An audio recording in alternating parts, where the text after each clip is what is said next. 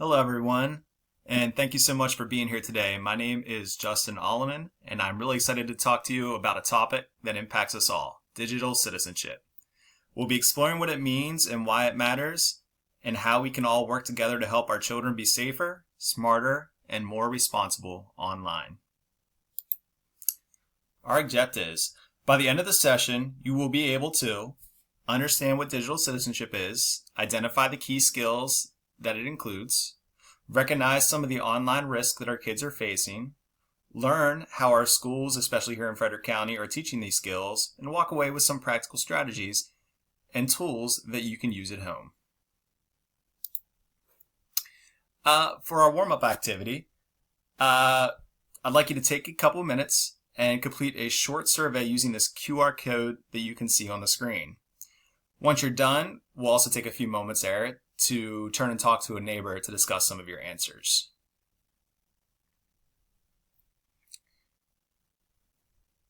So at this point, I want you, after you completed your survey, to go ahead and turn and talk and ask yourselves, was there anything surprising to you about your own responses? And do you think your child would answer the same way that you did? It's just a way to get us thinking about our own digital habits and how they compare to our kids.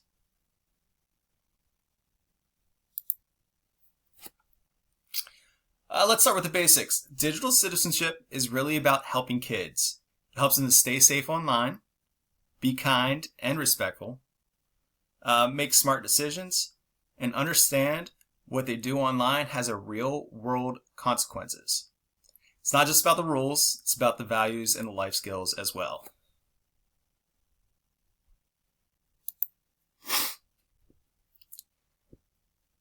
Our kids are online a lot. They're using the internet for school, socializing, gaming, watching videos, and you name it. Just like in real life, they need support, structure, and guidance to make good choices. When we understand what we're doing online, we're better able to help them navigate it in a healthier way. This also applies to ourselves as well. Digital citizenship covers a wide range of skills. Here's a few of them that I think are the most important. Staying safe online. This would include things like not talking to strangers or oversharing personal info. Keeping things private. Make sure that we're using, or the students are using, strong passwords and being mindful of what you or they post. Being respectful. Treat others online how you want to treat them or how you would treat them face to face. Dealing with bullying and bullying issues. Know how to report it and respond to hurtful behavior. And thinking before clicking. So being cautious of scams, clickbait, and fake news, which we'll get into a little bit more later.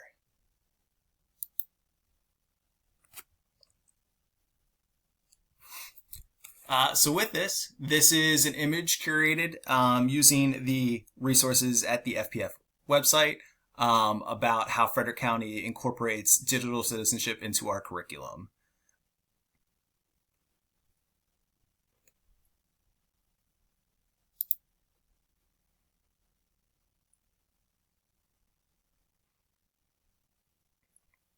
So in Frederick County, let me go back.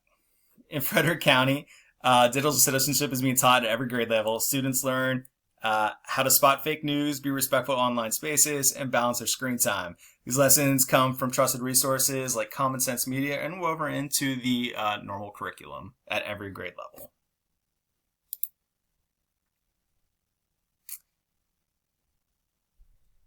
This image is from Common Sense Education. These are their 6 core values into digital citizenship.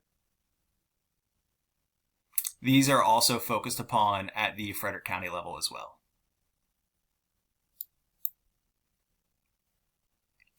The 5 key areas that parents should know. Let's simplify it even more. Every parent should understand that safety includes avoiding sharing personal details online, privacy, having things like strong passwords and careful posting issues, kindness, no online drama or bullying, think before clicking to spot scams or misleading content, and watching out for your digital footprint. What's online often stays there for essentially ever. Let's go through a few examples of what your child might see online.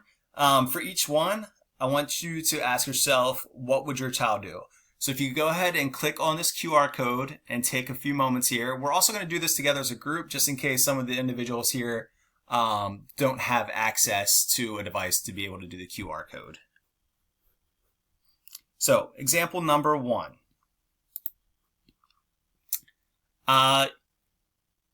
They see a dramatic video with a shocking headline.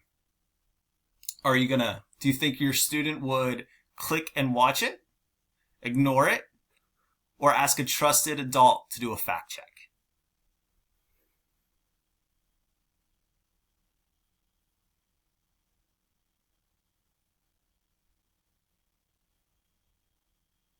All right, example number 2. Your student receives a text. It says their phone has a virus. And in order to get rid of this virus, the only way to do so is to click that following link. Again, it's the same choices as before. What do you think your student would pick in this situation?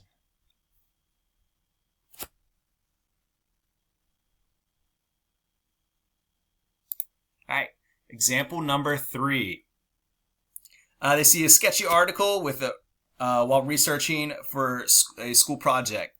Do they verify it or take it at face value? So again, same options.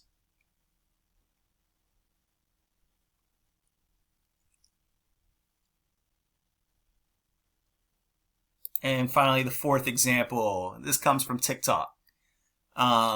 If they were scrolling through TikTok and they came across this video, which of these do you think they would do?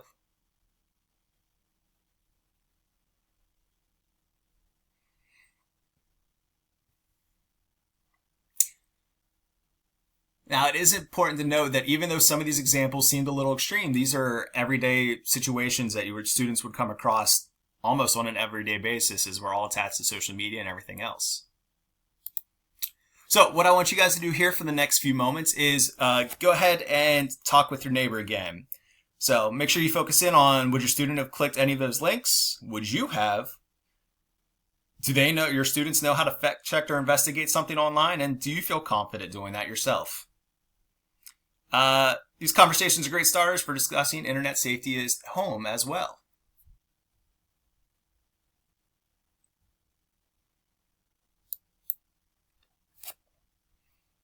So what can you do at home? Here's a few easy ways you can support your child. Make sure you're asking these questions, setting boundaries, set screen time limits, use your parental control tools. And then when you actually need to model that and, find out what your students are doing at home, if you have no clue, these are some basic questions that you can ask just to get those conversations started. You also, as I just previously stated, you want to model all this behavior for as well.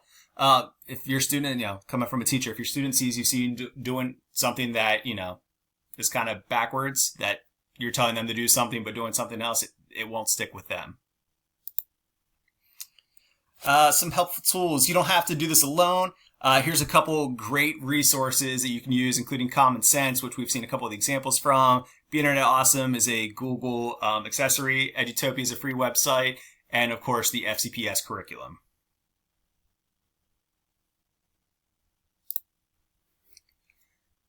All right, everyone. Before you go, if you could please complete the following surveys. Just a short way to demonstrate what you have learned. This is just to help us know, or help me know, if we need to adjust this presentation in any sort of way, or if you have any other questions that you don't feel comfortable necessarily asking in front of everyone, you'll be able to fill that out and I'll be able to see it.